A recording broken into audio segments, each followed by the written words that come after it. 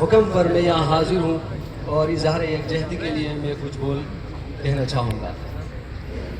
دیکھیں، جہاں بمباری ہو رہی ہے اور جو کٹ رہے ہیں، ہم جو واقعات سناتے ہیں صلاح الدین ایوبی کی، وہ تو ایک عورت کی آواز پر نکل پڑے تھے، ہم تو سیکنڈ کے حساب سے، منٹوں کے حساب سے ہزاروں بچیوں کی، ہزاروں بچوں کی، ہزاروں عورتوں کی، ہزاروں بھائیوں کی آواز سن رہے ہیں، لیکن ہماری ایمانی غیرت ابھی تک نہیں جاگی۔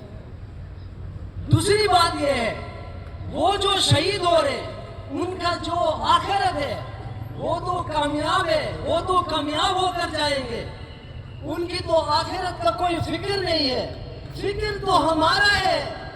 ہم اللہ کو کیا جواب دیں گے؟ ہم جو احادیث مبارکہ پڑھ رہے ہیں اور قرآن مجید پڑھ رہے ہیں، پڑھا رہے ہیں، اس کا کیا جواب دیں گے؟ ہم احادیث پر الٹا عمل کیوں کر رہے ہیں؟ جب ہم پڑھا رہے ہیں تو سیدھا پڑھا رہے ہیں، جب عمل کی باری آتی ہے تو ہم الٹا عمل کر رہے ہیں۔ ایسے کیوں؟ حضور فرماتے ہیں من رأى منکم منکرا فلیغیرہ بیدہ، جب کوئی غلط کام ہوتا آپ دیکھیں تو ہاتھ سے روکے، اور ہم غلط کام ہوتے دیکھتے ہیں تو ہم دعا کرتے ہیں۔ ہم الٹے کیوں؟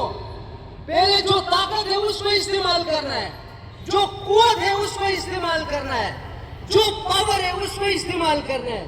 ہم اس حدیث کو الٹا کر کے پہلے دعا کرتے ہیں۔ جب 2.5 سال گزر گیا کچھ نہیں ہوا، پھر ہم احتجاج کر رہے ہیں۔ یہ احتجاج کا وقت ہے، یہ تو حدیث کے ہم خلاف کام کر رہے ہیں، یہ احتجاج حدیث کے مطابق نہیں ہے، یہ تو دوسری کیٹیگری میں آتا ہے۔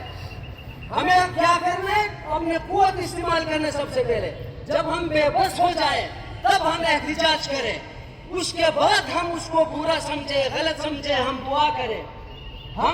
دیکھو، میں ان سب لیڈران سے بلاتر ہو کر یہ کہنا چاہوں گا، ان لیڈران سے بلاتر ہو کر میں کہنا چاہوں گا، جن کو ہم لیڈر کہتے ہیں، جن کے لیے ہم جان قربان کرتے ہیں، جن کے لیے مال قربان کرتے ہیں، وقت دیتے ہیں، یہ بغیرت لیڈران ڈونلڈ سامنے جا کر بات نہیں کر سکتے، ایک قرارداد منظور نہیں کروا سکتے، منظور تو چھوڑو، پیش نہیں کر سکتے، یہ تو بڑی بات ہے۔